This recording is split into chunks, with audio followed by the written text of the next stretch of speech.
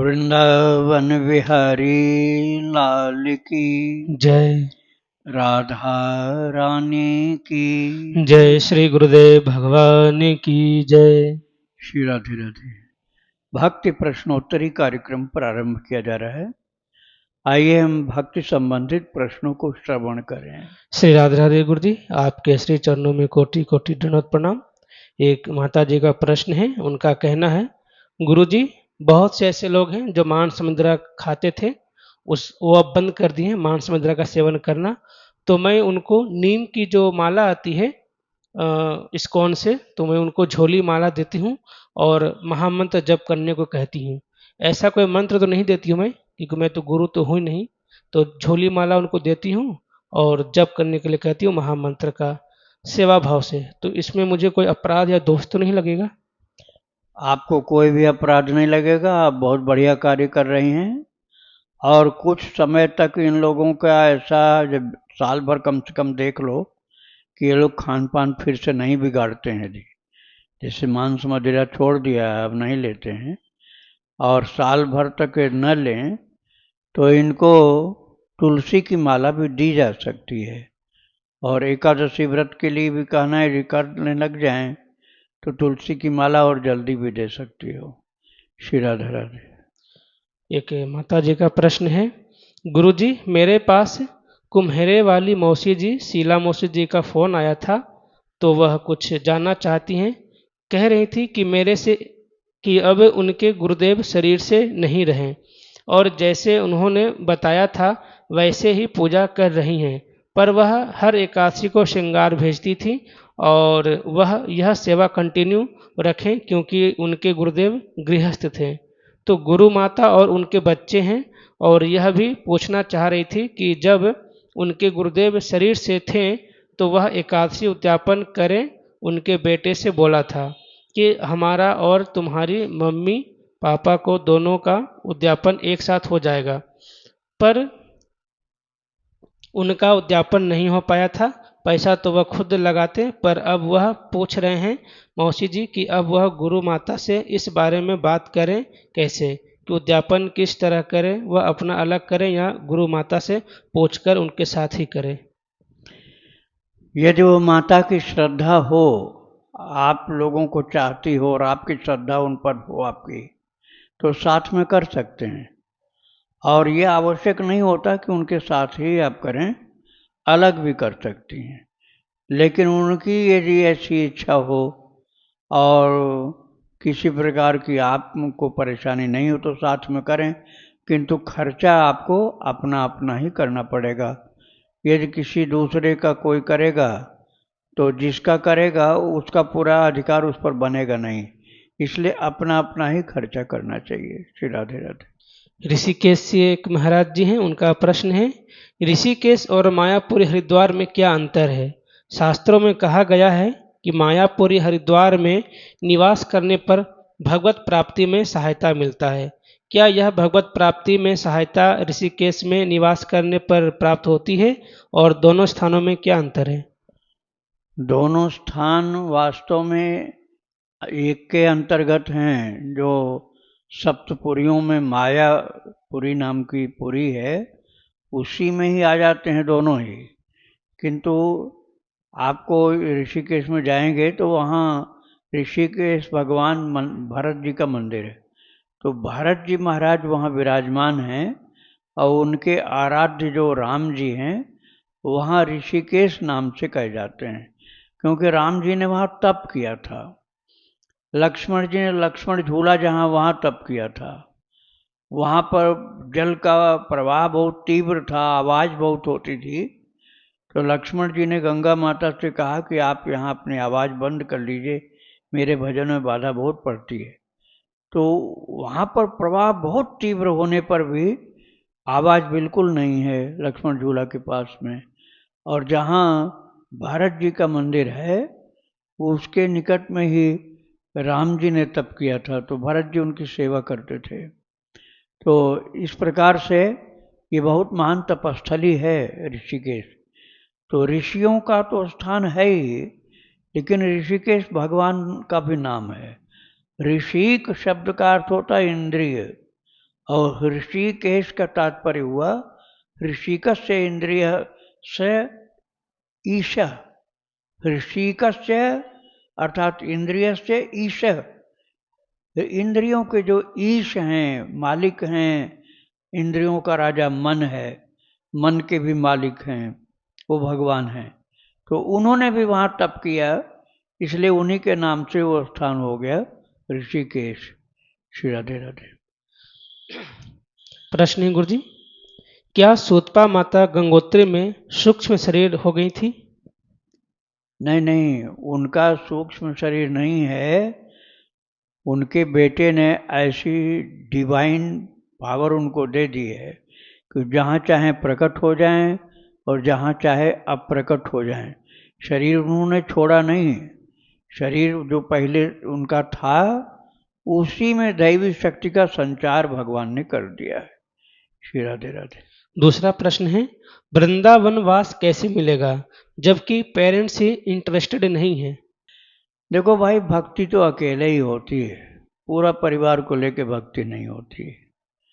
हाँ, अब घर में रहना मजबूरी है तो आप परिवार वालों को मिलाने की कोशिश कर सकते हो, लेकिन पूरा मिलना मुश्किल होता है। बहुत विरले ही कोई होते हैं, 1-8% से भी कम, जो राजा जनक के जैसे परिवार वाले हों। नहीं तो भक्ति तो अपनी अपनी अकेले की होती है। तो आप यदि अलग भजन करना चाहें, वृंदावन में रहना चाहें, तो पहले मानसिक वृंदावन वास करो।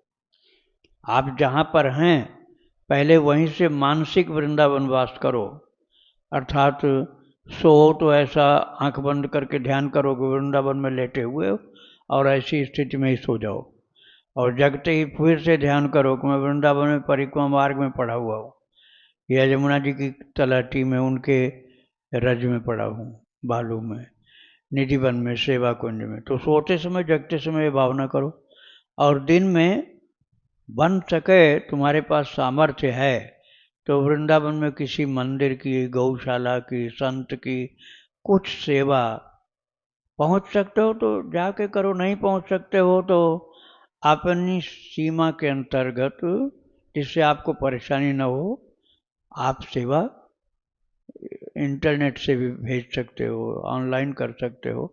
मैं केवल अपने भक्ति आश्रम के लिए नहीं कर रहा हूँ, कहीं भी कर सकते हैं आप। तो ये भगवान ने जो तन मन धन दिया है वो सबको लगाना पड़ता है, क्योंकि जब हम धन नहीं लगाते हैं तो मन पूरा नहीं लगेगा। जहाँ हमारा धन लगता है मन वहीं खींचता है। मन भले ही आपका पैसा बहुत सात्विक होगा, लेकिन जहाँ भी जाएगा लगेगा वहाँ मन वहाँ पर पहुँच जाता है, तो मन का खिंचाव उस जगह हो जाता है। तो ठाकुर जी में लगेगा तो मन का खिंचाव ठाकुर जी में हो जाएगा। तो इसलिए गंदी जगह पैसा न जाए, ध्यान रखना, और पवित्र स्थान पर आपका पैसा यदि लग सके, आपके पास बजट हो ऐसा, और नहीं तो शरीर से करो सेवा, हाथ से करो, रोटी गौ माता को खिलाओ, संतों को कुछ खिलाओ पिलाओ, सात्विक चीज। और जब आओ यहाँ वृंदावन धाम में तो दंडवत करो, प्रणाम करो, रज लगाओ अपने माथे में, कुछ बन सके तो सेवा करो, और यहाँ के भक्तों का चरित्र श्रवण करो, संतों का चरित्र श्रवण करो, वृंदावन धाम का मानसिक वास करो। धीरे धीरे धाम महाराज आपको खींच करके अपने पास ले आएंगे फिर। श्री राधे राधे। इनका आखिरी प्रश्न है, लड्डू गोपाल के मंदिर में कॉकरोच आ जाए तो क्या करें, क्योंकि निकालने में बहुत डिस्टरबेंस होता है, सारा मंदिर अस्त व्यस्त हो जाता है। भाई, मारना तो ठीक नहीं होगा। जीव जंतुओं को आप मारोगे तो जीवे दया वाला सिद्धांत आपका नष्ट हो जाएगा। महाप्रभु जी ने कहा है, चैतन्य महाप्रभु ने, जीवे दया नामे रुचि वैष्णव सेवा। वैष्णव सेवा अर्थात भगवान के भक्तों की सेवा करो, और नामे रुचि अर्थात भगवान के नाम का जप कीर्तन भजन ये करो, और जीवे दया अर्थात हर जीव के लिए दया भाव रखो। काकरोच को मारने पर क्या मिल जाएगा तुम्हें? हाँ, उसको फूल झाड़ू से हटा दो और कोई चीज़ का वहाँ छिड़काव हल्का सा कर दो जिससे वो आवे नहीं, जो भी आपको समझ में आए, जैसे लक्ष्मण रेखा आदि कुछ होती हैं चीज़ें, उसका खिंचाव कर दो तो कीड़े मकोड़े फिर नहीं आते हैं। तो बिना मारे भी काम चल सकता है, इसलिए ऐसा ही करो। श्री राधे राधे। दिल्ली से गुरुजी, इनका प्रश्न है, अयोध्या के एक संत हैं, उनके मुख से एक सत्संग सुनने का अवसर प्राप्त हुआ। उन्होंने कहा कि गोस्वामी तुलसीदास जी के समय काल में दो अन्य तुलसी भी हुए थे जो कवि ही थे। उन दो तुलसी के अधिक प्रचलित न हो पाने के चलते हमारे गोस्वामी तुलसीदास जी का जीवन एवं चरित्र चित्रण उन दूसरे तुलसी के जीवन में मिक्स हो गया, क्योंकि तुलसीदास जी अविवाहित थे, विवाह नहीं हुआ था उनका, मगर अज्ञानतावश दूसरे कवि तुलसी का चरित्र गोस्वामी तुलसीदास जी के साथ मिक्स कर दिया गया। इस तर्क में कितनी सत्यता हो सकती है? इसका सत्यापन कैसे किया जाए? एक जिज्ञासा, कृपया मार्गदर्शन करें। भाई वो अज्ञान के कारण ऐसा हो जाता है, उसमें किसी का दोष नहीं कहा जाएगा। जितना जिसको ज्ञान होता है उतना ही बता पाता है वो। अब ऐसे सूरदास जी 3 हुए। एक मदन मोहन सूरदास जी लखनऊ के थे, और एक सूरदास जी जो जन्मांध थे, दिल्ली के पास सिही के थे। आगरा और मथुरा के बीच में गऊ घाट पर श्री वल्लभाचार्य जी ने दीक्षा दी थी। और तीसरे सूरदास हुए बिल्वमंगल सूरदास, जो दक्षिण भारत के थे। तो तीनों ही महान थे, तीनों ही महान कृष्ण भक्त थे। थोड़ा सा जानकारी न होने के कारण कई लोग, जो सूरदास जी महाराज जन्मांध थे, उनको कह देते हैं कि अपनी आंखों को फोड़ लिया था, सूजा से आंख फोड़ लिया। ये गलत बात है, ये बिल्वमंगल जी की बात है, सूरदास की नहीं है। लेकिन नहीं जानते हैं तो लोग ऐसे बोल रहे। ऐसे तुलसीदास जी 3 नहीं 2 हुए हैं, और हुए होंगे तो प्रसिद्ध नहीं। 2 प्रसिद्ध हुए, एक दक्षिण भारत में थे तुलसीदास जी, एक उत्तर भारत में, ये दोनों प्रसिद्ध हुए। और वर्तमान समय में यदि कहें तो महापुरुषों के नाम से बहुत लोग हैं। तो ऐसे 2 से अधिक भी हो सकते हैं, और उनके चरित्रों को ठीक ठीक न जानने के कारण ऐसा हो जाता है दोष कि किसी का चरित्र किसी में सम्मिलित कर देते हैं। श्री राधे राधे। इनका दूसरा प्रश्न है, क्या कहीं किसी ग्रंथ या काव्य में गोस्वामी श्री तुलसीदास जी ने कृष्ण जी की महिमा स्पष्ट जिक्र किया है?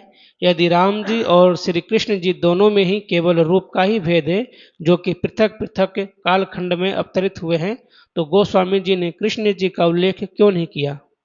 अरे किया है भाई, उनके ग्रंथ जो हैं उनको आप जब पढ़ेंगे ना, तो कृष्ण चरितावली से मिलता जुलता कुछ नाम है, थोड़ा सा विस्मरण हो रहा है। तो उसमें तुलसीदास जी ने भगवान कृष्ण का ही चरित्र लिखा है। जब आप पुस्तकें सब खरीदेंगे तो मिल जाएगी, तो उसमें भगवान कृष्ण का चरित्र है। 12 उनके ग्रंथ प्रसिद्ध हैं, उसी में वो भी है। श्री राधे राधे।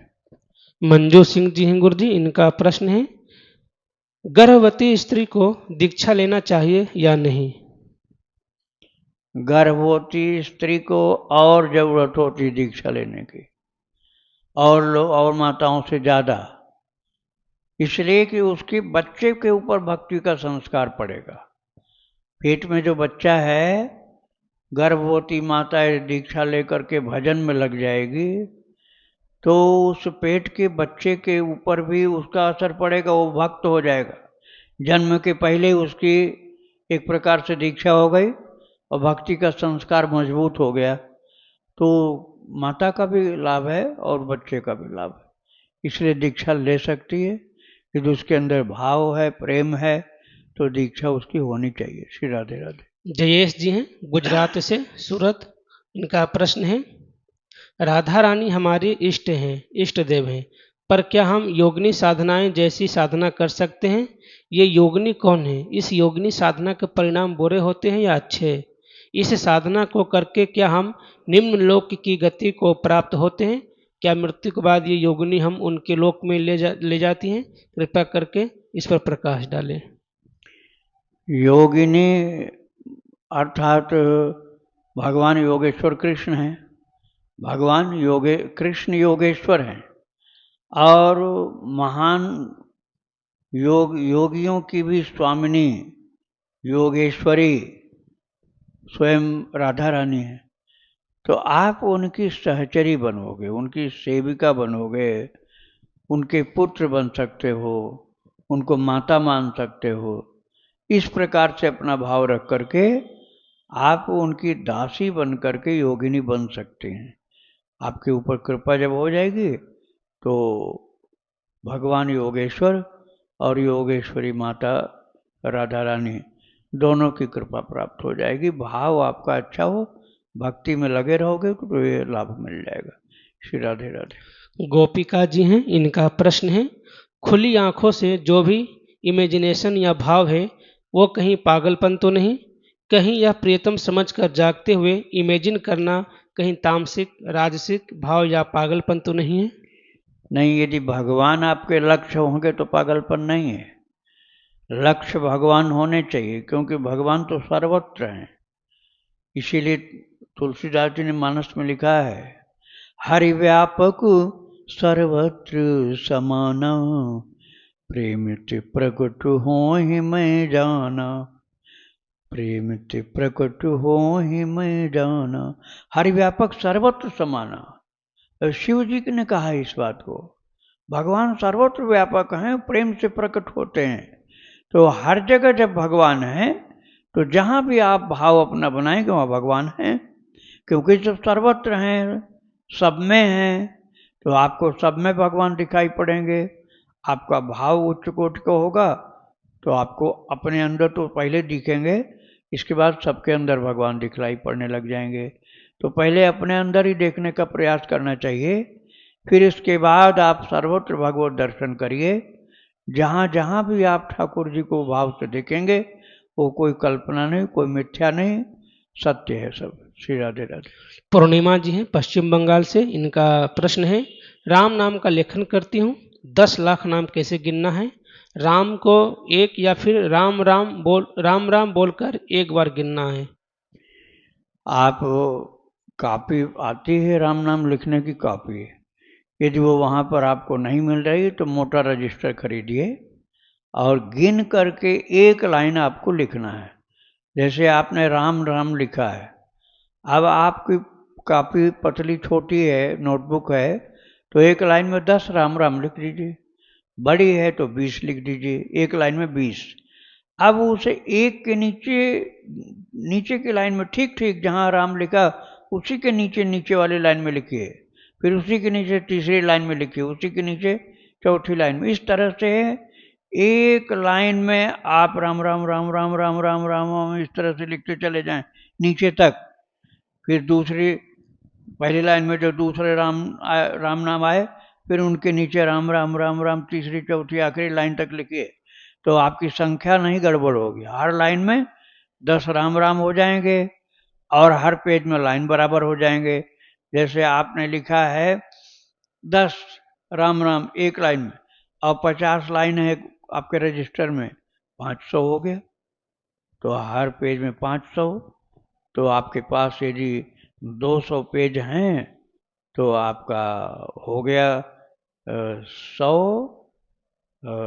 10,000 या ज़्यादा हो गया 50 500 था तो हो गया 5,000 5 लाख हो जाएगा।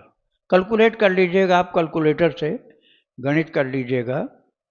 तो 1,000 यदि हो गया तो 100,000 होने पर 1 लाख हो गया। 100 पेज का रजिस्टर आपका है तो 1 लाख हो गया, और 200 पेज का है तो आपका 2 लाख हो गया। यदि आपने इस प्रकार से लिखा है कि एक पेज में 1,000 राम आ गए, 1,000 राम यदि एक पेज में आ गए और 100 पेज का रजिस्टर है तो 1 लाख हो गया, और यदि 200 पेज का है तो 2 लाख राम हो गया। तो आपको गिनती नहीं करनी पड़ेगी, केवल लिखते समय एक पेज संभाल के लिखना, फिर उसी तरह से आगे लिखते जाइए। श्री राधे राधे। इनका दूसरा प्रश्न है, एकादशी को मैं पहले ठाकुर जी को अन्न का भोग नहीं लगाती थी, अभी लगाती हूँ। अन्न प्रसाद को मैं अब मैं क्या करूं, मेरे घर में कोई उस प्रसाद को पाने वाला नहीं है। घर में सभी नास्तिक हैं, सास ससुर नहीं लेंगे उस प्रसाद को, कृपया उपाय प्रदान करें। भाई, एकादशी को तो आप भगवान को तो व्रत नहीं कराना जरूरी है। आप अपने लिए ही व्रत करिए, साधक के लिए ही व्रत होता है, भगवान के लिए नहीं होता है। आप भगवान को अन्न भी खिला सकते हैं, लेकिन जो नास्तिक है तो उसका तो कोई व्रत होता नहीं। उसको तो प्रसाद उस दिन भी लेना चाहिए अन्न का, किंतु फिर भी कोई नहीं लेता है, तो एक कण तो आपको भी लेना है, भले आपका व्रत है। भगवान का प्रसाद एक कण आपने ले लिया तो आपका व्रत खंडित नहीं होगा। बचा हुआ ले जाकर आप गौ माता को खिला दो। यदि वहाँ पर गाय नहीं है तो आप उसको सुखा लो, धूप में रख करके सुखा लो, या फ्रिज में रख दो, अगले दिन पा लेना। आप फ्रिज में रख दो, अगले दिन पा लेना, खराब नहीं होगा। श्री राधे राधे। अभिनव जी हैं आगरा से, इनका प्रश्न है, विष्णु सहस्त्र नाम का हवन कर सकते हैं और इसकी हवन करने की विधि क्या है? आप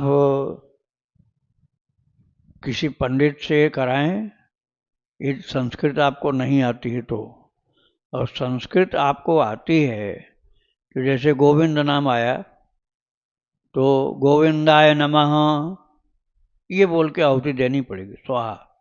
गोविंदाय नमः स्वाहा, कृष्णाय नमः स्वाहा, रामाय नमः स्वाहा, इस तरह से करना पड़ेगा। लेकिन आपको उच्चारण सही बन जाए तो आप करिए, नहीं तो किसी सात्विक आचार विचार वाले ब्राह्मण से या संत से करा सकते हैं। श्री राधे राधे। इनका अगला प्रश्न है, क्या हवन करने से पाठ, स्तोत्र और मंत्र की शक्ति बढ़ती है?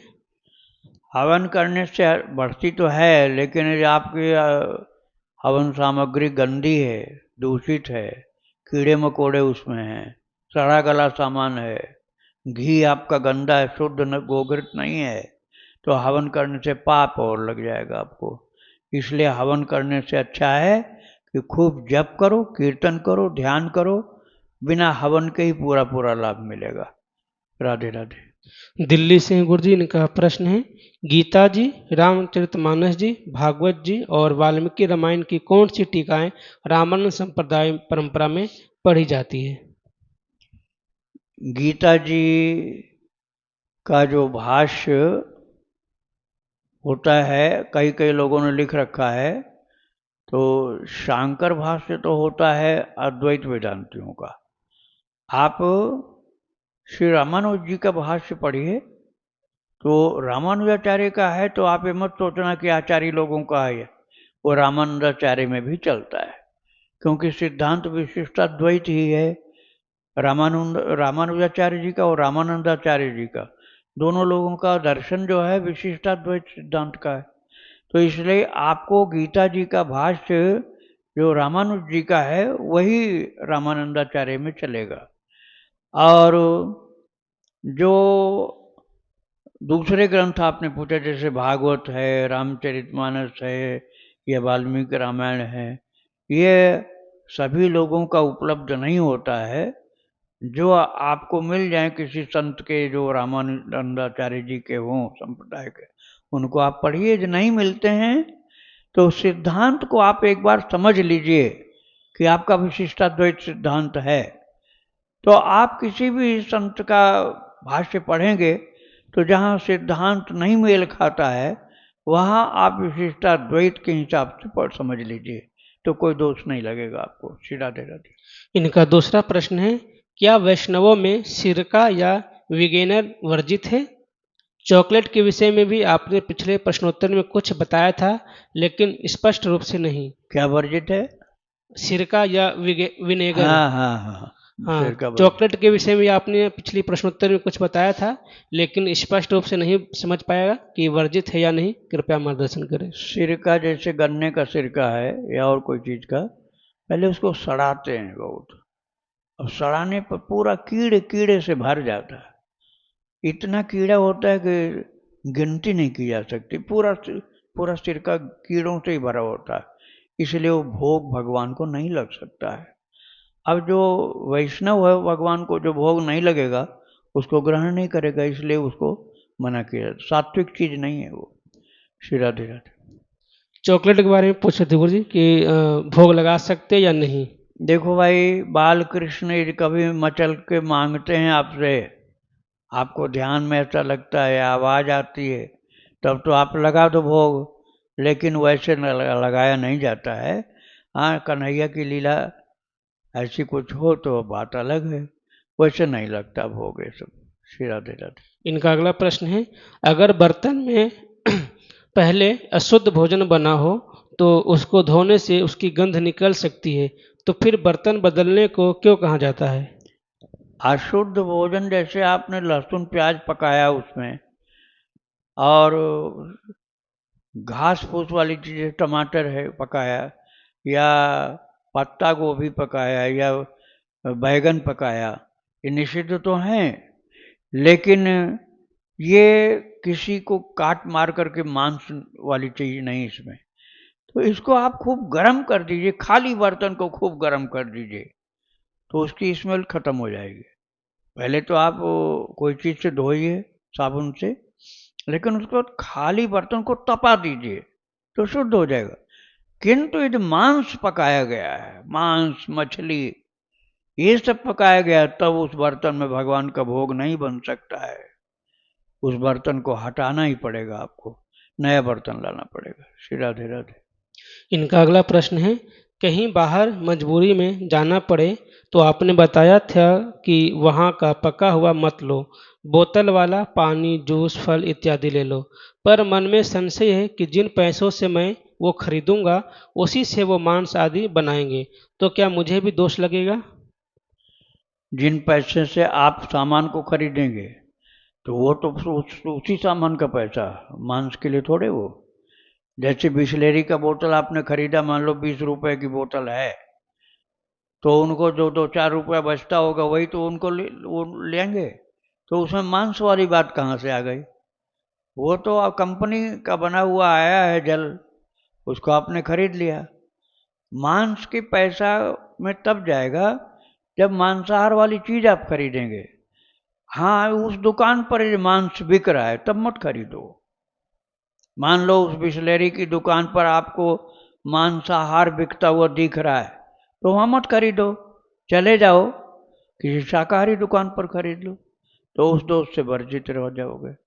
राधे राधे। विक्रम सिंह भंडारी बरखेड़ा से इनका प्रश्न है,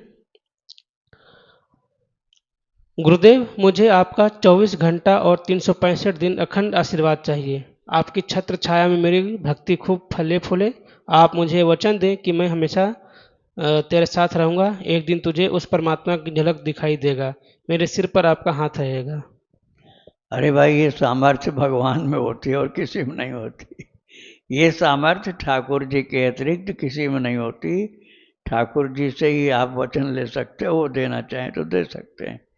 वैसे भगवान भी ऐसा वचन किसी बहुत प्रेमी को भले कुछ दे दें, लेकिन भगवान से बहुत ज़्यादा प्रेम नहीं होगा तो वह ऐसी कृपा कहाँ से कर देंगे। तो पहले तो आप उनसे प्रेम करो, ठाकुर जी से खूब प्रेम करो। आपके प्रेम को देख करके वो द्रवित हो सकते हैं, और किसी में सामर्थ्य होता ही नहीं, तो कोई वचन दे भी दे तो कहाँ से कोई उसका क्रियान्वयन हो पाएगा। राधे राधे। क्षमा जोशी जी हैं हैदराबाद तेलंगाना से, इनका प्रश्न है, अष्टाक्षर श्री कृष्ण मंत्र का अगर 1,00,000 बार जाप करना है तो इसकी संख्या या गिनती जो है वो पूरे मंत्र के हिसाब से की जानी चाहिए या मंत्र में जितने अक्षर हैं उसके हिसाब से। नहीं, इसमें मंत्र में नाम की गिनती नहीं होती है। मंत्र की गिनती अलग होती है, नाम की गिनती अलग चलती है। नाम की गिनती करनी है तो सीताराम सीताराम, या राधे श्याम राधे श्याम, या हरे राम राम राम हरे हरे, हरे कृष्ण कृष्ण कृष्ण हरे हरे, इनको करिए तब नाम की गिनती हो सकती है। अब आपने पंचाक्षर, अष्टाक्षर, द्वादशाक्षर और या अष्टादशाक्षर भगवान के मंत्र जप किए हैं, तो मंत्र की गिनती करिए, उसमें नाम छांट के अलग नहीं किया जाता। श्री राधे राधे। दिल्ली से योगिता जी हैं, इनका प्रश्न है, मेरे इष्ट श्री श्यामा श्याम जी हैं, क्या मैं घर के बेसमेंट में मंदिर बना सकती हूँ।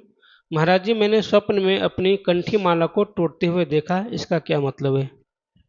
भजन कम करते होगे इसलिए दिखलाई गए पड़ा तुम्हें कि कंठी माला टूट रही है, टूट गई, तो इसका मतलब सावधानी पूर्वक खूब ज़्यादा भजन करो, तभी ये गड़बड़ी दिखलाई पड़ी है। रात दिन खूब भजन करो, प्रभु के सामने ध्यान पूर्वक बैठो, प्रभु का चिंतन करते हुए भजन करो तो शक्ति ज़्यादा होती है।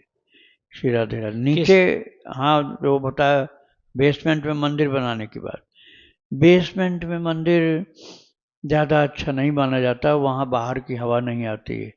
एसी लगा हो तब तो कुछ काम चल जाएगा, लेकिन एसी नहीं होगा तो बाहर की हवा तो आ नहीं पाएगी, और फिर उनके ऊपर आप लोग लेटोगे। बेसमेंट में जहाँ मंदिर होगा उस बेसमेंट की छत पर जो कमरा होगा उस पर आप लेटोगे, दौड़ोगे, कूदोगे, और उछल कूद करोगे भगवान के मंदिर के ऊपर, वो अच्छा नहीं होता है। तो या तो सबसे ऊपर मंदिर बनाओ, बिल्डिंग यदि आपकी है तो, यदि आपका फ्लैट केवल है तो ये तो कर नहीं पाओगे, तो फ्लैट में तो छोटा ही मंदिर रहेगा, लेकिन बिल्डिंग आपकी है तो सबसे ऊपर मंदिर बनाओ, और यदि आपकी नहीं है तो ये संभव नहीं होगा। तो बेसमेंट में ही यदि आप रहते हो तब बेसमेंट में मंदिर बना सकते हो, और नहीं तो जहाँ रहते हो वहाँ पर बनाओ। बेसमेंट में मजबूरी में बन सकता है। श्री राधे राधे। मेरे छोटे छोटे कई प्रश्न हैं हाँ, तो मुझे डर है कि मैं नहीं ऐसी कोई बात नहीं, जी पूछ सकते। गुरु गोविंद, एक तो ये है कि मेरा जीवन दो भागों में बटा हुआ है। एक है मैं कंपनी में सीनियर पोजीशन पर काम करता हूँ, तो वहाँ पे धंधे में हमें झूठ बोलना पड़ता है। बहुत सारे ऐसे लोग हैं जो भक्त नहीं है, उनके साथ रहना पड़ता है। और जब मैं अपने जीवन में रहता हूँ, अपने चेंबर में मैं रहता हूँ, तो मैं उस भावातिरेक में रहता हूँ जिसमें मैं अपना भजन करता हूँ, पाठ करता हूँ, घर पे रहता भी हूँ तो बहुत अच्छी तरीके से रहता हूँ। तो गुरु गोविंद, जब मैं अपने व्यावसायिक जीवन में रहता हूँ तो जो जो मैं कोशिश करता हूँ कि अच्छा करूँ, लेकिन फिर भी मुझे झूठ बोलना पड़ता है। मुझे ऐसे लोगों के साथ रहना पड़ता है जिसमें वो सारी जो निषिद्ध चीजें हैं वो समस्त कुछ है। तो मैं अपने जीवन को कैसे निषिद्ध चीजें खानी पड़ती हैं? नहीं, खानी नहीं पड़ती, लेकिन उनको सुनना पड़ता है। अच्छा, हाँ, उसमें झूठ बोलना पड़ता है चीजों को, और जो सही नहीं है उसको भी सही के तरीके से प्रस्तुत करने का की मजबूरी करना पड़ता है। उनके साथ ही गाड़ी में ट्रेवल करना पड़ता है। ये तो मैं गुरुदेव, इसमें मैं कैसे, ये मेरा पहला। इसमें ऐसे रहना पड़ेगा जैसे विभीषण जी राक्षसों के साथ रहते थे। विभीषण जी राक्षसों के साथ रहते थे ना, उठा बैठक, चलना फिरना, सभा में बैठना, बिल्कुल भयंकर राक्षसों के साथ बैठना पड़ता था। तो वहाँ बस अपने मन को ही ठीक रखना पड़ेगा, उनको तो ठीक कर नहीं पाओगे आप, क्योंकि वो भयंकर गंदा खान पान वाले लोग हैं।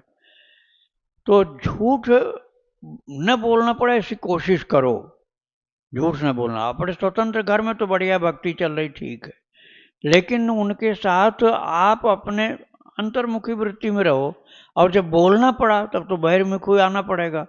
तो उस समय आपको कम से कम झूठ बोलना पड़े, कम से कम, और फिर तुरंत अंदर ठाकुर जी से कहो कि प्रभु मैंने झूठ बोला मजबूरी में, ये सत्य नहीं है, जैसे उनसे कहा, और उसके बाद तुरंत भगवान से कहो प्रभु ये सत्य नहीं है, ये बहुत मजबूरी में बोलना पड़ा है मुझे, लेकिन ये सत्य नहीं है। हाँ, यदि किसी की हानि होने की संभावना हो, आपके झूठ बोलने से किसी का नुकसान होना हो, तब नहीं बोलना चाहिए। जैसे किसी का बहुत नुकसान होता हो आपके झूठ बोलने से, तो नहीं बोलना चाहिए। हानि किसी की न हो रही हो, किसी की हानि नहीं हो रही हो, और बहुत मजबूरी है, झूठ नहीं बोलोगे तो नौकरी छूट जाएगी, मान लो ऐसी बात है, और नुकसान किसी का नहीं है, तो उस झूठ को बोलने के बाद तुरंत भगवान से कहो प्रभु झूठ नहीं है, झूठ बोल दिया मैंने, सत्य नहीं है, तो माफ हो जाएगा। लेकिन फिर इस आदत को धीरे धीरे छोड़ने की कोशिश करनी पड़ेगी।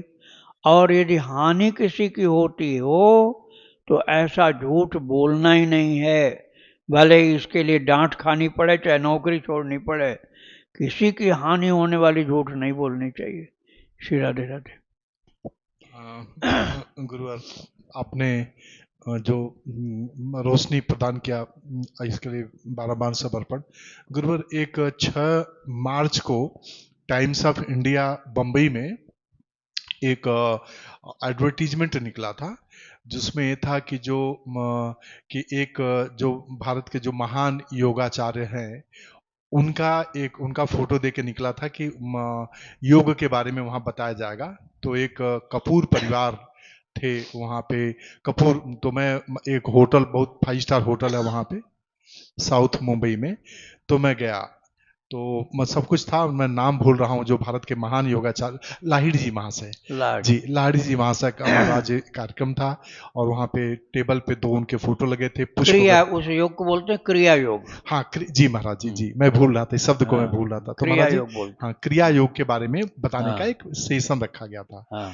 तो महाराज जो लोग मंच पे विराजमान थे वे पति पत्नी थे, कपूर महाशय, जो कि शायद क्रिया योग के बढ़िया, लेकिन महाराज उसमें दिक्कत की बात ये हुई कि जो मैडम थी वो अपने अभिभाषण के दौरान वो गेरुआ वस्त्रधारियों पर कमेंट करने लगी और कहने लगी कि भगवान लाहिड़ी महाशय ने कभी नहीं कहा है कि आपको जो कान में मंत्र फूंक देते हैं वो कभी ऐसा नहीं होता, कभी नहीं मानना चाहिए, और गेरुआ वस्त्रधारियों का अपमानजनक कई अपने 15 मिनट के अभिभाषण में कई बार उन्होंने बोला। तो महाराज, चूंकि मैं भक्ति आश्रम से जुड़ा हूं और कई वर्षों से मैं आपका भक्त चित सुन रहा हूं, तो मैं भीतर से भी मैंने महसूस किया कि ये तो गलत हो रहा है। तो मैं महाराज जी उसका प्रतिकार किया और मुझे बहुत गुस्सा आ गया महाराज जी।